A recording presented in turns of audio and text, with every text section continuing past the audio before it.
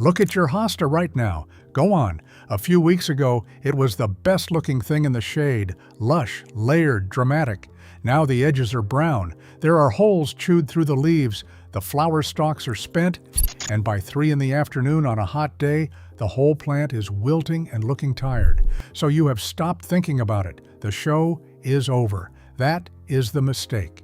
Because underground, in silence, your hosta has already stopped growing leaves for this year and started building next year's plant. What that plant does in the next 3 weeks of August decides whether it comes back next May bigger and healthier, or comes back as a small, weak, sad clump if it comes back at all. 8 things to do. Number 1 catches almost every American gardener. Number 8, hunt slugs at night. Ragged, irregular holes chewed through the leaves, not clean cuts, not brown patches, that is slugs. And they are at peak population right now because August humidity is exactly what they need to breed. Slugs feed after dark. 90% of the damage you see happened between about 10 p.m. and 4 a.m. the night before, which means daytime slug hunts are almost useless. The move, 1 hour after full dark, go out with a flashlight and a cup of soapy water. Check the underside of the lower leaves. Check the ground at the base of the plant. Check any board or brick or garden ornament nearby that holds moisture. Drop every slug you find into the soapy water. 3 nights in a row of this hunt takes out the local breeding population. Then remove the daytime shelters, old boards on the ground, upturned pots, mulch piled thick at the base. All of those are slug hotels. Clear them out and stop watering in the evening. Morning watering leaves the plant dry when slugs come looking for the humidity that draws them. 3 nights of hunting, 1 round of cleanup, and slug pressure drops through the fall. If night hunting is not for you, iron phosphate bait works. Sluggo is the brand most Americans know, and here is the key thing. It is safe around dogs, cats, chickens, and wildlife. That is the one you want. Do not use the older metaldehyde-based baits. Metaldehyde kills slugs, but it also kills dogs that eat it. And every year, the poison control lines get calls from owners who did not know. Iron phosphate breaks down harmlessly into iron and phosphorus, which the soil actually uses. Sprinkle a light ring around the base of each hosta at dusk. Refresh after rain. Number 7, deadhead spent flower stalks with clean tools. Once the flowers on a hosta finish blooming, the stalks stop being pretty and start being a drain.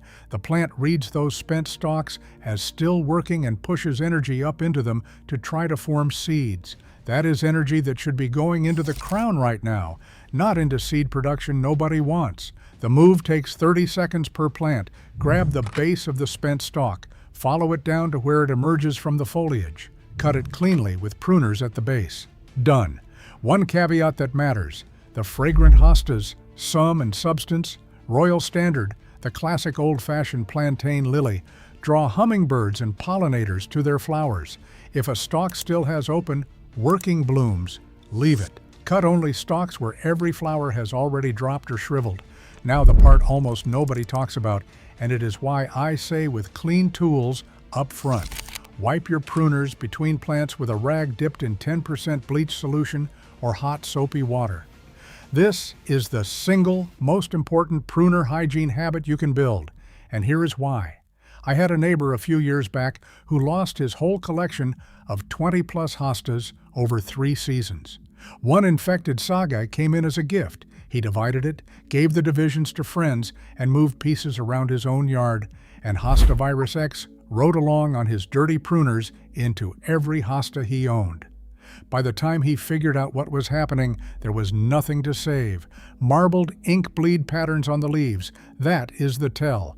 There is no cure. Do not be him. Number 6, refresh the mulch, but keep it off the crown. 2 to 3 inches of mulch over the root zone chills the soil, holds moisture through August heat, and cuts your watering workload in half. That part everyone knows. Here is the part that kills more hostas than any pest. Never let mulch touch the crown. The crown is the spot right at soil level where the leaf stalks emerge from the ground. Mulch heaped against the crown, even organic hardwood mulch, traps heat and moisture in a permanent damp collar around the stem base. That is a perfect environment for crown rot, and crown rot is silent. It destroys the plant from underneath before you see anything wrong on top. By the time the leaves collapse, the plant is already dead. Pull mulch back at least 2 to 3 inches from the crown on every hosta in your yard. Leave a clear circle around the base. Bare dirt, no mulch, no weeds, nothing touching the crown. The mulch goes over the outer root zone only. While you are at it, refresh the thickness. Old mulch compacts and thins out over summer. Top it up to a fresh 3 inches over the outer roots. Just keep the middle clean. Not every mulch is equal. Shredded hardwood is the best all-around choice for hostas. It breaks down slowly, adds organic matter to the soil, and stays in place through summer storms. Shredded leaves from last fall work just as well if you save them, and they are free. Pine bark nuggets are fine, but they float in heavy rain and end up all over the lawn. What to keep away from your hostas? Fresh green grass clippings straight from the mower. Fresh clippings heat up as they decompose. They mat down into a wet sheet that suffocates the soil, and they can burn the crown from the heat alone. Also skip dyed mulch, the red and black colored stuff. The dye is not the problem. The problem is the wood chips underneath are often ground up construction debris, sometimes chemically treated. Not what you want, feeding your hosta's root zone. In zone 3, 4, 5, push mulch depth to 3 or 4 inches by late September as insulation for the winter. Zone 7 south, 2 inches is plenty. Number 5, water deep at the soil, never on the leaves. Hostas have thick, fleshy, water-hungry roots. August heat evaporates the top inch of your soil in a few hours. And here is what gardeners miss. A hosta wilting at 3 in the afternoon does not always mean the surface is dry. It means the plant is losing water through its leaves faster than the roots can pull it up from below. The fix is deep watering, not frequent watering. 1 inch of water per week, delivered in 1 or 2 long soakings, straight to the soil under the crown, not sprinkled on the leaves, straight to the dirt. Check the soil moisture with your finger. Dig down 3 or 4 inches. If it is dry that deep, the plant is already in stress, even if the surface looks damp. Do it in the morning, not the evening. Wet leaves overnight are an open invitation for 2 problems at once. Slugs come looking for the humidity, and fungal disease finds a foothold. But here is a third problem most gardeners never hear about: foliar nematodes. Microscopic worms that live in soil and travel through a film of water on the leaf surface. If you have a hosta with yellow-brown streaks running between the leaf veins, starting on the oldest leaves, that is foliar nematodes. And every time you spray water on those leaves, you spread the infection to neighboring plants. Cut off the infected leaves all the way to the base, bag them for the trash, and from that day forward, water this plant only at the soil, never from above. If you catch it early and want to save a valuable variety, there is one salvage move that works. When you divide the plant in the next few weeks, wash the entire root ball clean of soil, then submerge the whole plant, roots and crown, in water heated to exactly 130 degrees Fahrenheit for a full 10 minutes. Not 125, not 135. 130 degrees, 10 minutes.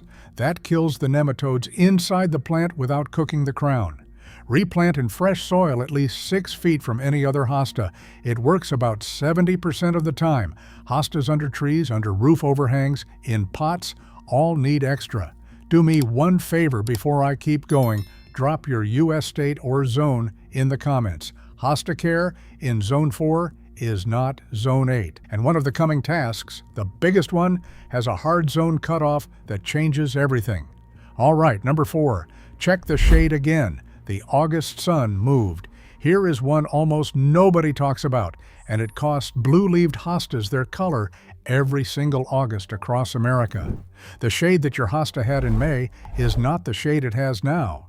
The sun's arc shifts through the summer, and a spot that got morning-only sun in spring can be getting 1 to 2 hours of direct afternoon sun by early August without you noticing. The plant did not move. The sun moved. The symptom is specific. It is not slug holes. It is not disease. It is bleached, papery, sometimes tan patches on the most sun-facing side of the leaf. You will see it most on the outer leaves that catch the afternoon light.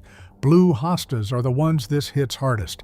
Halcyon elegans Blue Angel, the blue color you love, is not pigment. It is a waxy coating on the leaf surface called bloom that scatters light and makes the leaf look blue.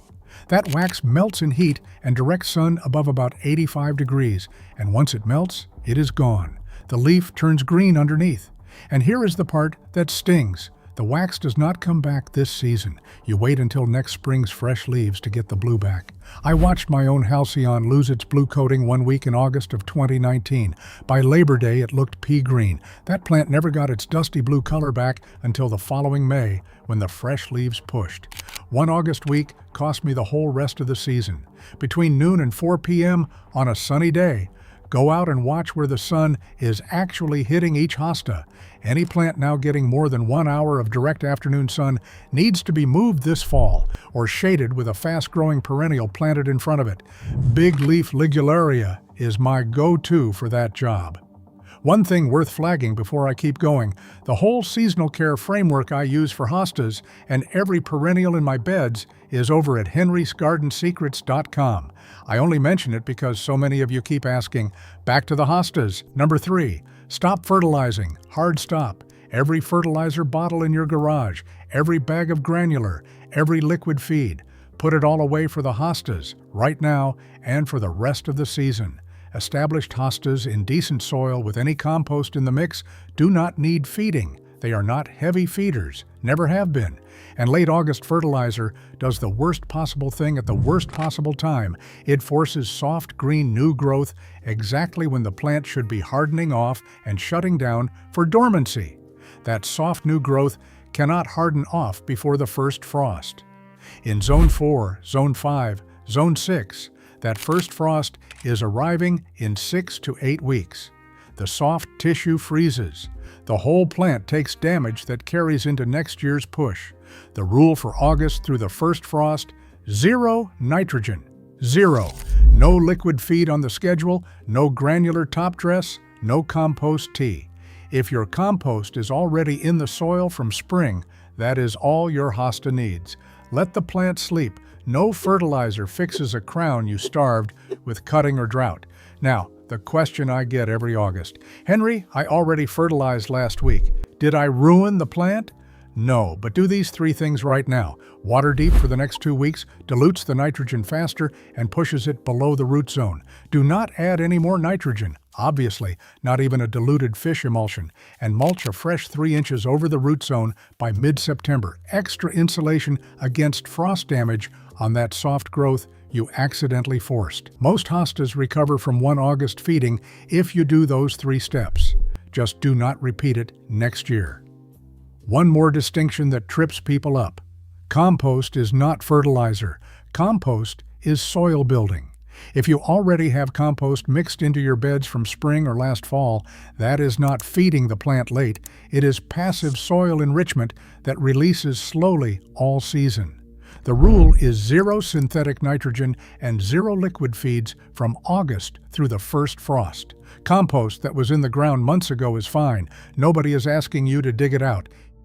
Hit subscribe if you are new around here. I put out 1 video every few days on real American perennial gardening, mostly the mistakes I have made in my own yard, so you get to skip them. All right, 2 left. Number 2 is the payoff move that turns 1 plant into 10 for free. And number 1 is the mistake almost every American gardener makes this month. Number 2, divide now, the 1 free plant window. August into early September is the single best window all year to divide hostas. Not spring, not midsummer, late summer. And it is the 1 month that gives you free plants at a pace no other month can match. Here is why the timing works. The soil is still warm from summer, root regeneration is fast. The nights are dropping cooler, heat shock on the fresh divisions is way down. And you still have 4 to 6 weeks of active growing weather before the ground cools too much for root establishment. That combination, warm soil, cool air, active roots, makes late summer divisions survive at close to 100% take rate. Now, the zone cutoff you have to know. This works in Zone 3, Zone 4, Zone 5, Zone 6, and the cooler parts of Zone 7. Do it now, in the next 2 to 3 weeks. If you are in Zone 8 or Zone 9, down south, Georgia, Florida, Texas, the Gulf Coast, August is too hot. The heat combined with humidity turns fresh cuts into rot centers. Wait until late September or October when your nights drop into the 60s. Do not do August division below Zone 7. That is the mistake I see every year from viewers south of the Mason-Dixon line. The move itself takes 15 minutes per plant. Dig the whole clump, wide shovel, go 6 inches out from the crown, get the entire root ball. Rinse the dirt off with a hose so you can actually see the crown. This is the part most gardeners skip, and it is the difference between a clean divide and a butchered one. Once the crown is visible, you will see natural divisions, clusters of 2, 3, sometimes 4 eyes, each with their own root fan. Cut cleanly between clusters with a sharp knife. A serrated bread knife works on the big varieties. Each division needs at least 2 healthy eyes and a good root fan. Replant at the same depth the parent was growing. Crown at soil level, not buried, not exposed. Water deep. That is it. One mother hosta gives you 6 to 10 new plants for the shady corners of your yard, for the neighbors, for the grandkids just starting their first garden. My grandmother used to divide her big Sum and Substance every August for close to 20 years. She never bought another hosta after 1970-something. Every hosta in her garden came from one plant. Before I get to the number one thing you must stop doing this month, if this video has already saved you from making one of the mistakes I have laid out, hit the like button. Every gardener I talk to has done at least 3 of these wrong at some point, myself included. Your like puts this in front of the next American gardener staring at a tired hosta, wondering what to do with it. All right, number 1, and this is the one that catches almost everyone. Number 1, stop cutting your hostas back. A tired, hole-ridden, brown-edged hosta in August looks ready for a haircut. That is what almost every American gardener sees, and that is when the shears come out, just to tidy things up before fall. That single tidy-up move is the costliest mistake you can make to a hosta all year. Those ugly leaves are still your plant's feeding system.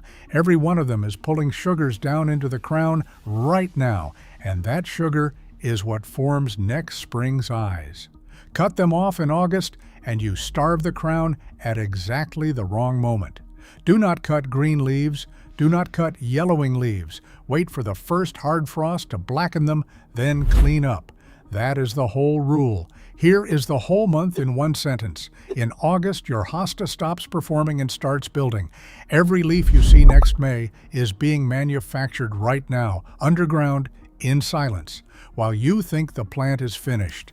What you do this month does not show up this month. It shows up in 9. Put down the shears. Divide 1 clump into 6. Water deep, morning only. Stop feeding. Do those 4 things and next spring shows up on its own.